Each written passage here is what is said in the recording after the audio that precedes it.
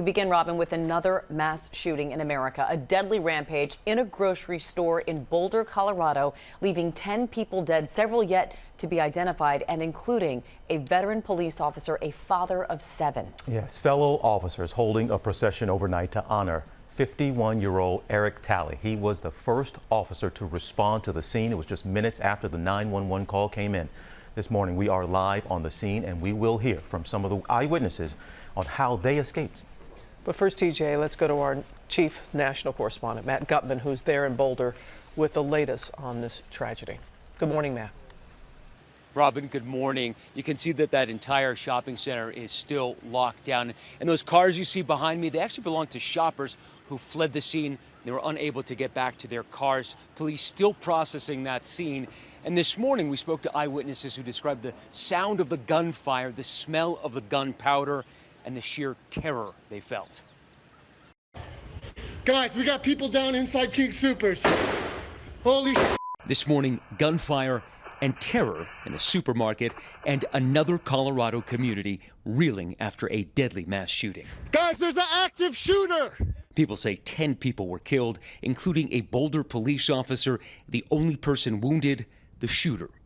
At 2:46 p.m. on Monday, a man armed with a rifle opening fire at this supermarket's parking lot, continuing the deadly shooting spree inside. The officer down inside the building. Police responding within minutes. Officer Eric Talley, the first law enforcement at the scene. It looks like we have an active shooter.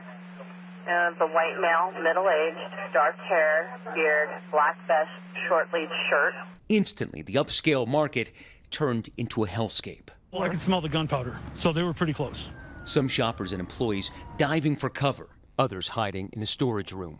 We were like sitting ducks. I'm still shivering, I'm still shaking with this. And in the sprint to safety, gutting decisions. I was maybe about 5 feet back in an aisle when I heard the first shots. You immediately know what they were when you heard those shots? I mean, they came very quickly. So the third shot, I knew it was gunfire. I saw a woman, shorter than myself, running towards me with a terrified look on her face.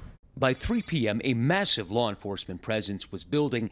Boulder police joined by the FBI and ATF. Without that quick response, we don't know if there would have been more loss of life. Officers with long guns and SWAT teams racing to take positions. Some stacking up outside the entrance. Others lifted in that crane to the roof. The entire building is surrounded. You need to surrender. Officers seen taking this shirtless man into custody, his leg smothered in blood as he is loaded onto a stretcher, seemingly in handcuffs, and rushed away in an ambulance. This is a tragedy and a nightmare for Boulder County. Hours later, somber city officials revealing the final death toll. We know of 10 fatalities. Everyone the gunman shot died, including slain officer 51-year-old Eric Talley. Police vehicles holding a procession overnight, escorting Officer Eric Talley's body from the scene.